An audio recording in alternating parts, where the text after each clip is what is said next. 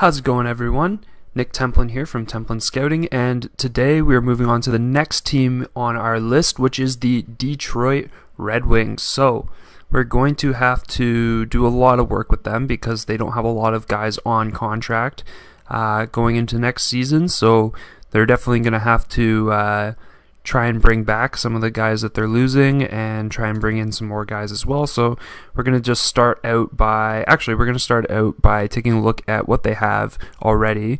So Fabry will be back next season. I hope for Joe Veleno to make the team next year. He did get to play a little bit at the end of the season, so I think that's not too unrealistic. And then also I'm putting Moritz Seider up there because I do believe that he'll be fully ready to go. In fact, I could see him being their #1 defenseman as early as next season. Lucas Raymond, I'm going to throw him up on the first line because I have high hopes for him coming into next year that he'll be able to stick with the team full time. As for everyone else, don't see anyone else down here that's currently ready to make the NHL. So we're going to go take a look at the players that they need to re-sign this offseason. So, taking a look at some of them here. So, Jonathan Bernier, he's an interesting one. I think that he's likely to end up somewhere else this offseason. I think that Detroit's going to have to look for a different goalie to play with Greiss as their... I think Greiss is better off as a backup at this point in his career. But I think Bernier, he played well enough that he could end up going to a contending team as either a really solid backup or a borderline contending team could even use him as a starter. That's just how good his season was this year. Putting up an above 910 save percentage on a struggling team is not something you see very often. So it just kind of goes to show that that Bernier was really on his game this year. Looking at some of the other players that are here that they could consider re-signing, I think they're going to let Filppula go. I wouldn't be surprised if we see him retire this offseason. Sam Gagner is a guy they could potentially bring back, but I just don't think they see a lot of upside in making a move like that. This is a team that wants to get younger, so I mean this is a good offseason for them because they're kind of getting rid of a lot of these veteran players that were on contracts they weren't going to be able to get rid of, like Darren Helm. I imagine they're going to try and bring back Luke Glendening if they can because he's a good role player for them there. It might be kind of tough to keep him, because I'm sure there will be some sort of a market out there for a guy like him to go join a contending team as a fourth-line center. But I do believe Detroit will at least try and make an offer. So making the assumption that this is where he ends up signing, he's going to get a bit of a pay increase for sure, just because his style of player is pretty valuable. So looking at something kind of in that range there for Luke Glendening. What's nice about him is, he's a great face-off guy, so you always want to use him in the face-offs, but after that he can kind of go off and play the wing if you don't want to use him as your kind of primary back checker. Not that he's bad at that, he's good at that too, but he does play some wing as well, so he's a nice versatile player, somebody I think they're definitely going to want to bring back. Looking at some of the other guys here, I think Taro Harossi they're going to give another chance to. He was a signing out of college a couple years back.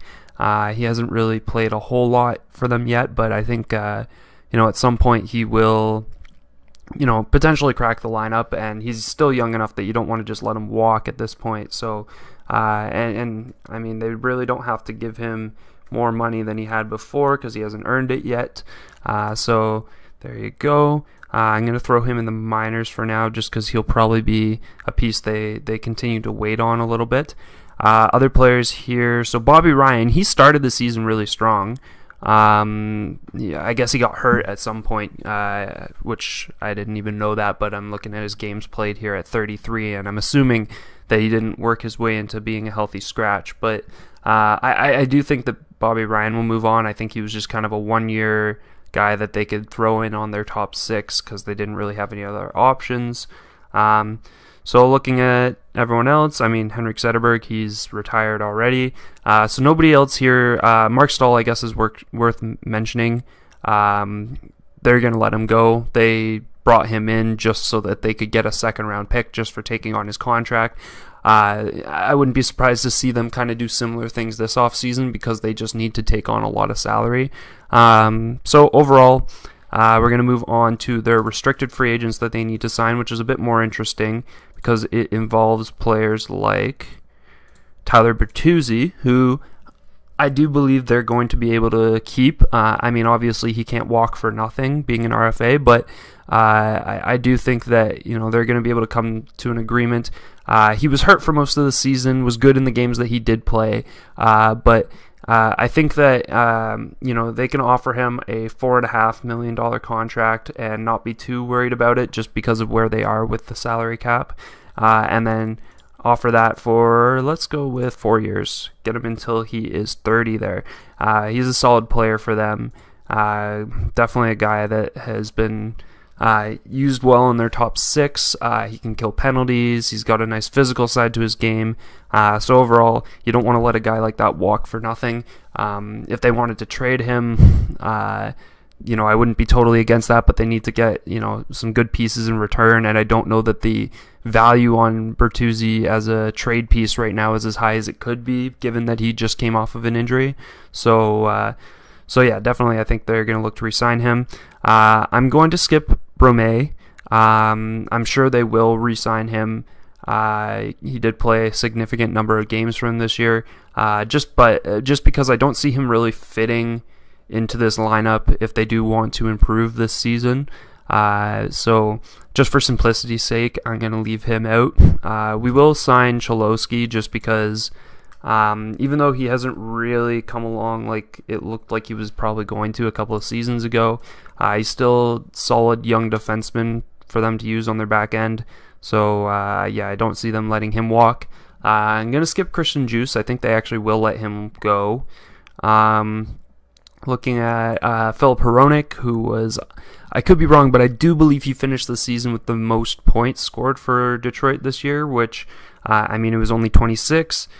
Shortened season, of course, but, you know, you definitely want to bring back your number one defenseman, which is exactly what he was. So I think they're going to be able to get him at somewhere in this range.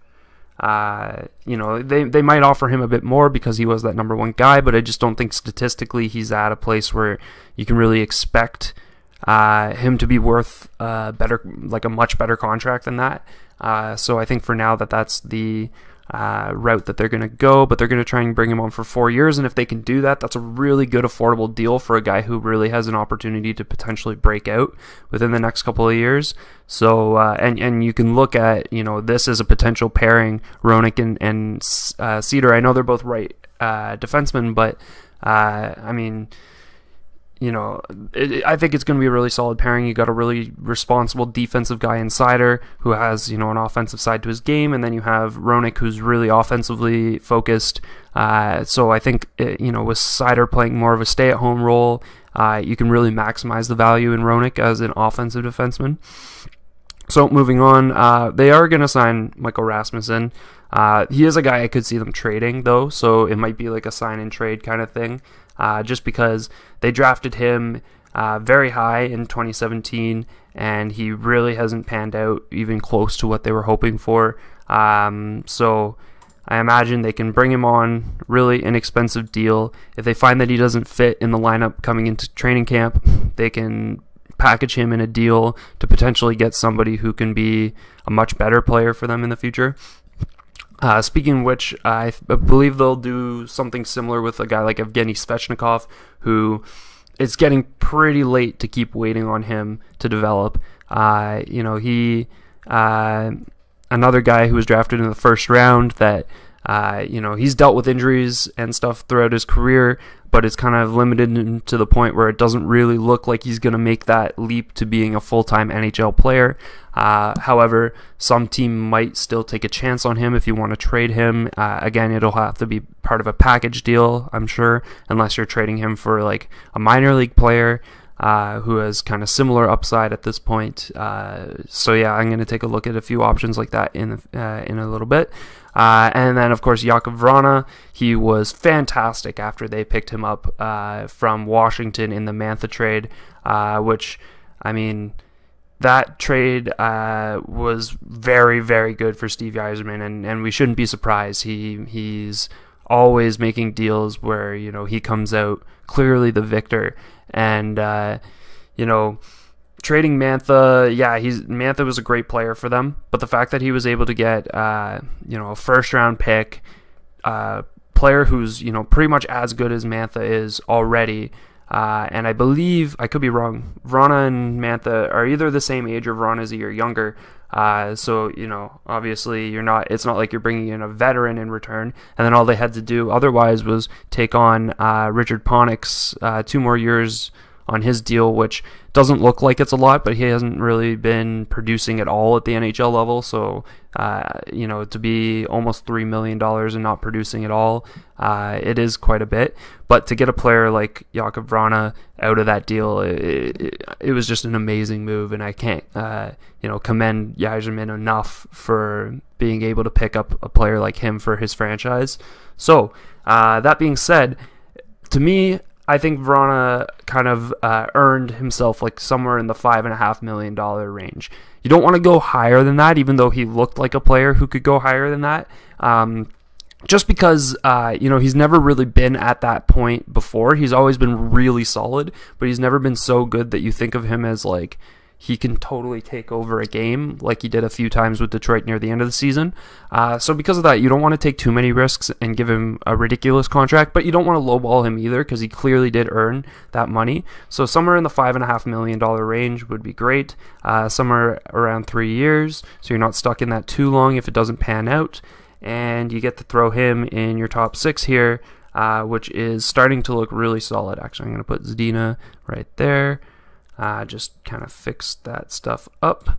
And so, yeah, that's it for all the RFAs that they need to re-sign. I'm going to quickly look at the reserve list to see if they have anyone here that might be ready to come up as of next season. But I'm not sure that anyone will be. I do like Elmer Soderblom. He's a big 6'7" forward with, you know, pretty good hands for a guy his size. But I don't think he's ready to come over just yet. We will see him at some point. Looking at some of the other guys here, the other person who would be kind of on the closer side to being ready would be Albin Grew, but again, he's not ready yet. Jonathan Berggren, actually, he is probably somebody that they're going to try and sign. So at the very least, he's probably going to be in the AHL next season. So just bring him on a typical rookie deal there, and let's just place him in the minors for now until we kind of know what we're doing. So from there, I did talk about the potential of sending a guy like Michael Rasmussen or a guy like Svechnikov somewhere. So let's try and find a trade where you can send both in one, just kind of kill 2 birds with 1 stone, and look for kind of a player that sounds like they kind of want out of their current situation from where they are. That could be a good get for Detroit, just to kind of solidify this roster. Looking through, I'm thinking it would be one of those teams that underperformed this past season. Something like maybe Dallas actually would be an interesting one to look at. And a guy that they could definitely be interested in looking at is a guy like Jamie Benn. So, and obviously I'll add more to the deal to make it worth it for the Stars to do this, but at this point, Jamie Benn is really starting to regress. I mean, he had another solid season with 35 points in 52 games played, but if you look back to last year's playoffs, he was very hard to notice out there. He wasn't productive, and you know, he's starting to get up there in age, and his cap hit is going to start to become a problem, you know, in a few years, and he's still got 4 years remaining on that contract. So, you know, and then you look at a team like Detroit, who they need to work to hit the cap floor next season, and we'll make sure we sign some free agents to help that happen. But you know, having a guy like that isn't a big deal for Detroit. Even if he does start to regress, I believe within the next 4 years, that money might become important, something they need. So it's almost something where I want to say like Dallas needs to retain salary, but I just don't really see them being willing to do that. So from here, to make this trade kind of go through, they have a lot of riches in the draft capital area. I don't think they have to give up a first-round pick to make this happen because, again, Jamie Benn is definitely on the downswing, and you have to keep in mind that, Yzerman is a very, he knows what he's doing. He's going to make the best of his draft picks, and he's going to absolutely fleece other general managers on trades for players like this. Not that I think that this would be a fleecing at all, because I do believe that, Jamie Benn isn't what he was. You probably need to add in something else, throw in like a 4th round pick, make this happen, and boom, you get your trade. Jamie Benn is now a member of the Detroit Red Wings. So, there's a number of reasons why I like this opportunity for Detroit to bring in a guy like Jamie Benn. Even though his offense might not be where it once was and it might continue to get worse, what I like about this for them is that he's a good leader, for one thing. He's been the captain over in Dallas for a number of years. He's a good veteran presence. If they do end up making the playoffs within these next 4 years, he'll be a good depth guy. Obviously, we saw in Dallas that, when it comes to the playoffs, he's probably not the guy you want to rely on. Like offensively, but he's got a good physical side to his game. So you put him on your third line. Yeah, he's a really expensive third liner, no doubt about that. But that's the luxurious thing about this team right now, is that they can afford that. They don't have to worry about, and they're going to lose another one of their bad contracts here in Franz Nielsen after this season. That's going to be more cap space for them.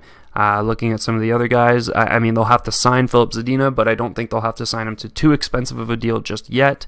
Nemesnikov probably doesn't play for them after this contract. Fabry probably doesn't get too much of a pay raise. Looking throughout the lineup, they get rid of the DeKaiser contract. That's huge. So having this contract isn't a big deal, and having that much cap space means they have the luxury of playing Jamie Benn wherever in the lineup they want. Now, you look at some of the other power forward veterans in the league that have kind of done that recently. You look at Montreal signing Corey Perry and using him kind of as a 4th liner. And it's something we never really thought we'd see from Corey Perry. But again, just like Jamie Benn, his numbers started to decline. And because he still has that physical side of his game, and he's a pain in front of the net, he can still score when he needs to. That's the same kind of thing that Jamie Benn can bring to the table for a team like Detroit. So I really like this move for them. And to justify it for Dallas, again, you're getting a player who, given the right opportunity in a lineup, could really excel. You've got, a big center who, they do need center depth in that lineup. I do believe that, having a solid third line center for them would be really good. And then you get a couple of draft picks, and Dallas could definitely use to bring in some more young pieces on offense to help them out going forward. So overall, I do think this is a really even trade for both sides. Now, looking at the lineup, I do need to fill a couple of holes here. So we do need to figure out who our right defenseman here will be. Actually, it could be a left defenseman. It doesn't really matter. I kind of in a lot of situations, I do believe that defensemen can really play both sides. And then they need a 4th line right winger, and then they're going to need a depth defenseman here and an extra forward and a starting goalie. So still lots of holes to fill here. So taking a look at the goalies, because that's going to be the most fun thing to do to start out here, that will be available this summer. There's one that I really like as an option for them, more than everyone else. So let's just get through here, see if I can find him. There he is, Chris Driedger. So Driedger is 27. He just came off of back-to-back extremely solid seasons as he was originally going to be the backup in Florida, but he ended up outperforming Bobrovsky for most of both seasons and has been given the opportunity to get way more starts than ever expected before. And Bobrovsky was hurt as well, so that gave Dreider a good chance to play.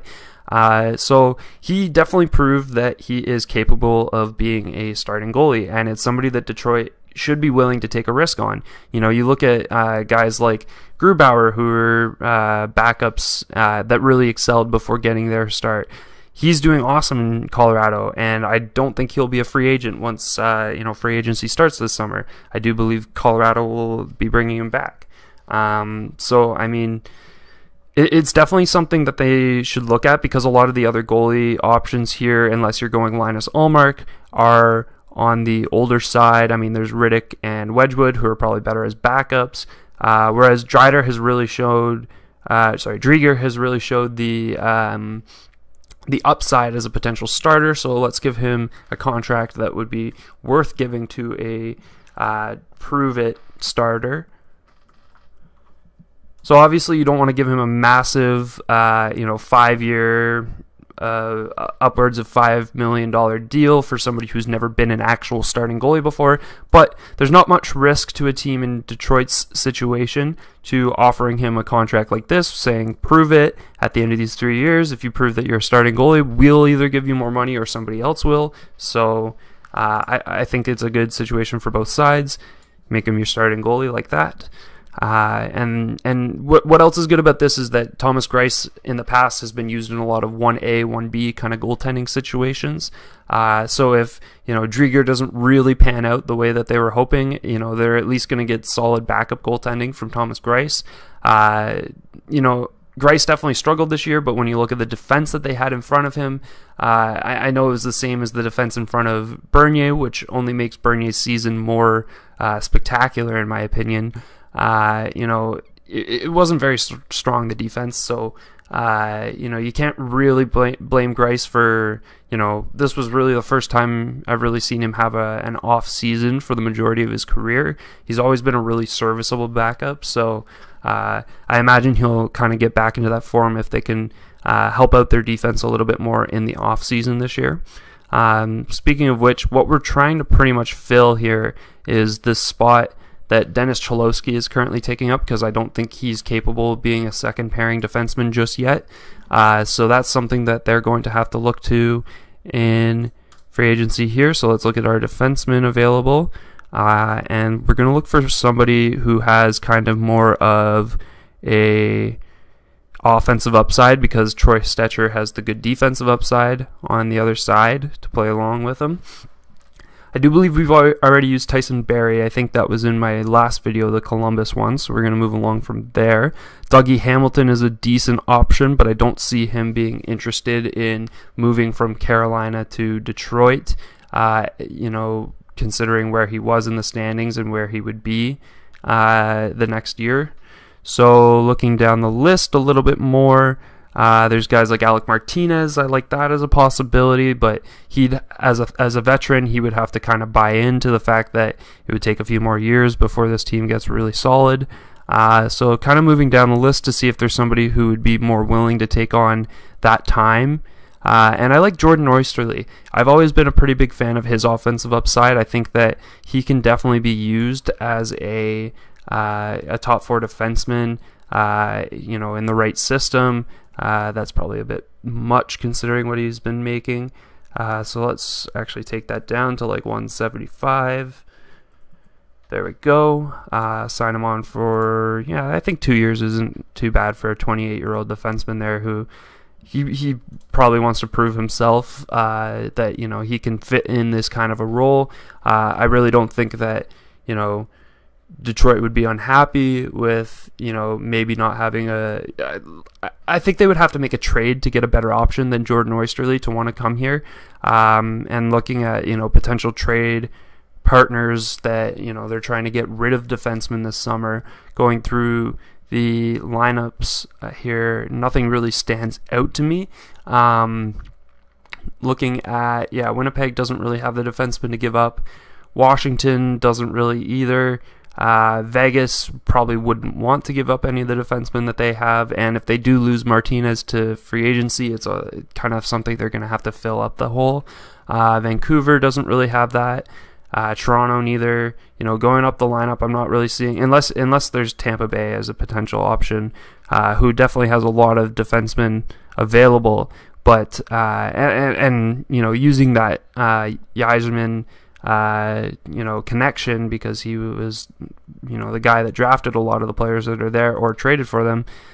So like a guy like Sergachev maybe would be in play, but I don't think that Tampa would be willing to give him up of all their defensemen. McDonough would probably be, he'd probably be the most likely to go. But again, if they don't have to get rid of him, they probably won't. They will be in a lot of cap problems this summer, so it's not completely unlikely that they would move on from a guy like that.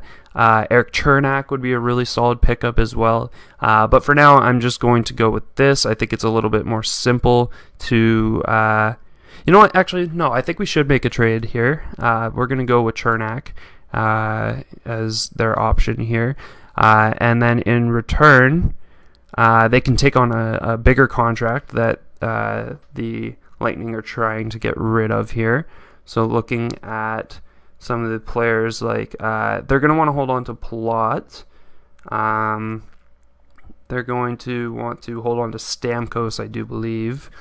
And okay, so looking at Yanni Gourde. Now that's an option there. All right, so they take on that. Now, in exchange, Detroit is going to have to give up some assets for sure. So in order to make this trade happen, let's go ahead and send Jared McIsaac. They're going to need to, let me see, trade away player rights. We can take a look at some of these guys. Trade, let's see, Theodor Niederbach. He was a second round pick, I do believe. And that's probably good for prospects, and then just send a 2023 first-round pick to make this deal happen. Now, obviously, when you're giving up a first-round pick, you want to get really good value in return. I think that Yanni Gourde and Erik Chernak are both very solid, come from a winning culture, can bring that to your team. Chernak is very solid defensively. Gourde has a good two-way play. He's kind of a feisty player despite his size. He's a bit on the smaller side, but overall, these are the kinds of trades that Tampa is going to need to be doing this offseason to get back where they need to be cap-wise, because obviously using the long-term injury reserve, they were $17 million over the cap. So this is a start for them. Get rid of $7 million basically here on this deal for a couple of prospects that could potentially make their lineup in the next couple of years. So I like it. We're going to make that trade. So I wasn't going to add any more defensemen here, but I do think that this is kind of the trade that the kind of trade that they should be wanting to make. They can take DeKeyser out of the lineup, which I'm sure many Detroit fans would be pretty happy to see that he's not a part of the regular lineup coming into next season. And then you just kind of throw Yanni Gourde here on, I would say the second line would be a good position for him. It's nice. It says he plays a little bit of center. Don't see a lot of that from him these days, but he can play center, left wing, and right wing, so you can put him anywhere. So that's really nice. So like if you wanted to get Franz Nielsen out of the lineup, you could throw Yanni Gourde in as your second line center, move Joe Veleno down to the third line. In fact, actually, that is intriguing. We can take him out of the lineup. Try that. Yeah, I think I like that a little bit better. Now we just need to find a nice fourth line forward to throw on the right wing here for them. So let's take a look at some of the UFAs that would be available for that kind of a role. So looking through, and they can kind of throw some cap at somebody like this to just help them. I mean, at this point the cap hit is pretty solid. They're getting pretty close to the limit there, so we'll just go ahead and sign somebody like Taking a look up here, we can take a look at the left wings as well. I like Barclay Goodrow, but I think he might want to go somewhere a little bit better than this. Whereas a guy like Blake Como could come here. I like Joachim Nordstrom. He's, you know, a decently underrated player in the league. Was signed to the league minimum last season, so they could probably get him on at like a $1 million contract for like 1 year, just to kind of create some depth there. So we can do that, throw him on the right wing, and there. So I do like this lineup a lot.